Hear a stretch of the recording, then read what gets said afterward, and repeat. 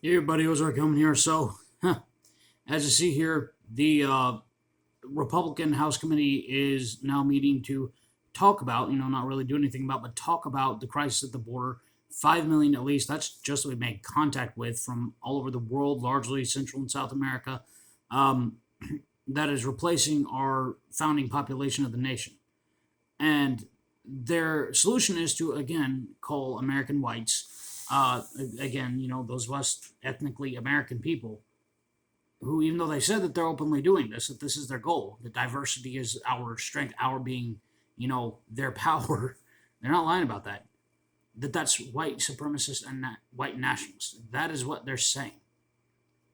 Well, first of all, people is and always has been, a large ethnic or ethnically similar groups of people, tribes united, whatever, in a region of land that they occupy. So again, they're falsely conflating history, specifically only against us. Remember, notice that it's only us. They still elevate Malcolm X, they still elevate La Raza, they still, anybody else. It's perfectly fine for them to have that opinion for themselves, or even have any ethnic unity and cohesion. It's only us who can't have that. And again, even just talking about a literal invasion illegally across our border. But the important thing here is that Anna Luna makes a point. Oh no, it's not white supremacist, whatever. And then, of course, the Democrats are just going to laugh because she makes a point, but not the point that she thinks she makes. She actually makes a point that she's just falling right in line with exactly what they want. Let me show you here.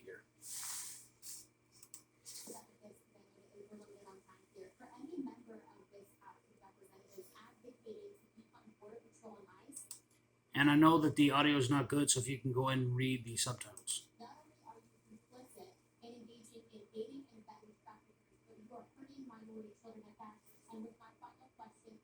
Oh, so not the founding people of the nation drastically being displaced as it's being made harder with artificial inflation for us to have kids and continue our own population, while second and third wave feminism is forcing mothers to work and calling it empowering, while calling their own families, destructive and oppressive.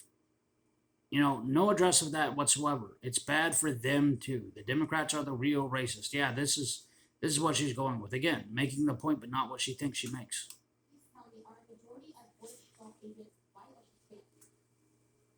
my understanding is the majority of workplace are Hispanic. And as I stated earlier, most of them are either first generation migrants or migrants themselves.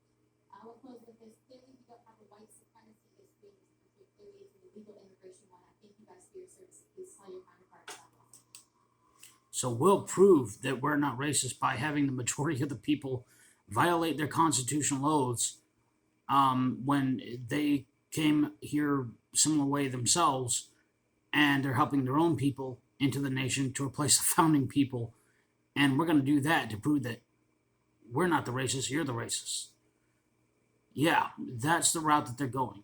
And then again, when those of us, the founding people, just shake our heads at this and realize that they're not going to stand up for us, they never will. Again, then we're demonized and we are not allowed to speak up for our people. When clearly the Republicans, who never wanted us in the first place, this is their response to that.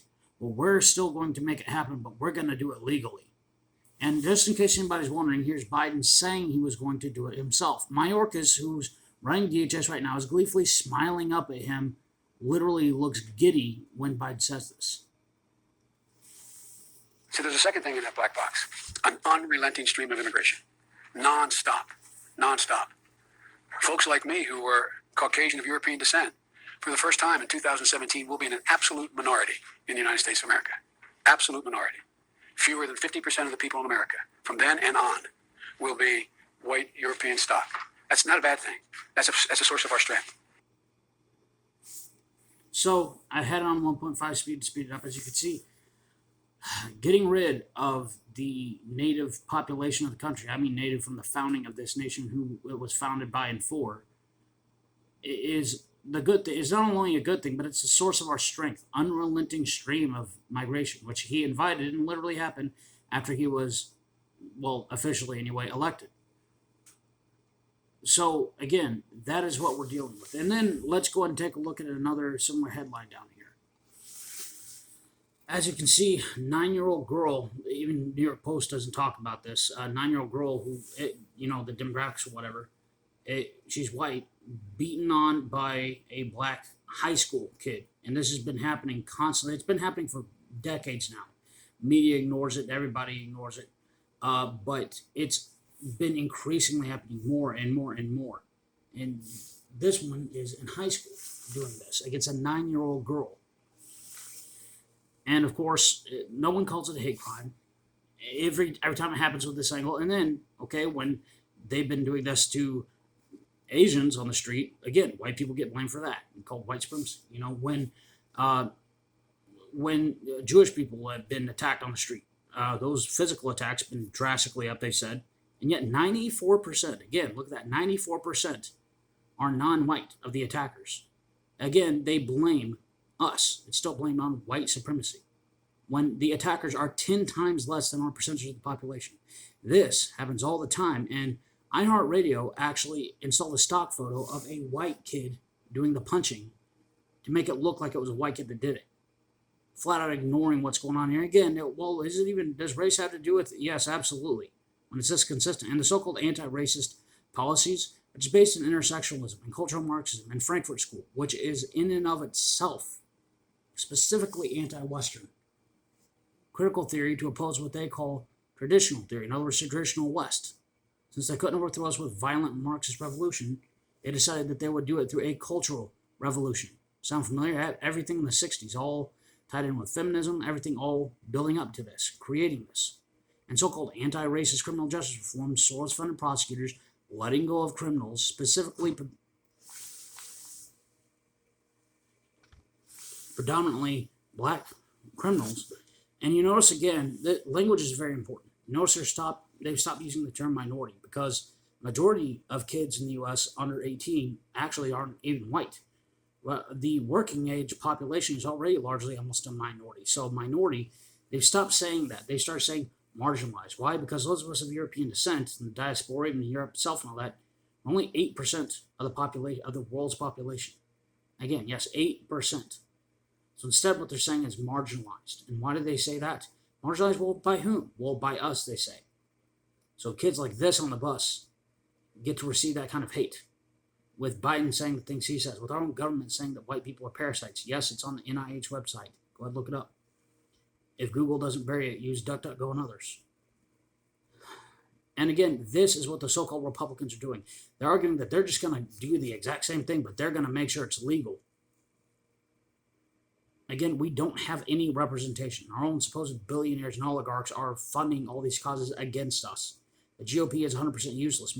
Sarah Huckabee Sanders gave the rebuttal to Biden's bumbling State of the Union speech last night and barely even mentioned, said, well, look, just crazy, call it woke, all this other kind of stuff. But again, never mentioned the roots of the problem. And then even just panders to the very people that hate her.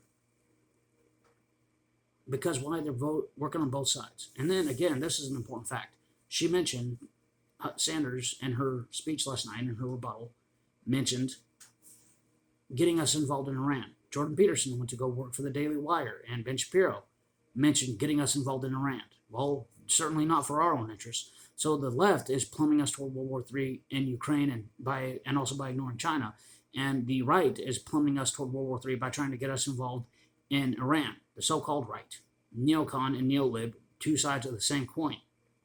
When nobody is speaking up for our people and what's actually happening to us, turning us into, from our cities already being a war zone, dangerous for us, that we were blamed for, to turning us into a cartel state of competing cartel wars that, again, we will also be blamed for, going from the term minority to marginalized so that we are the privileged oppressor, no matter how small of a percentage we are in our own country we founded, so that we can always be the scapegoat. And again, that this can happen to us.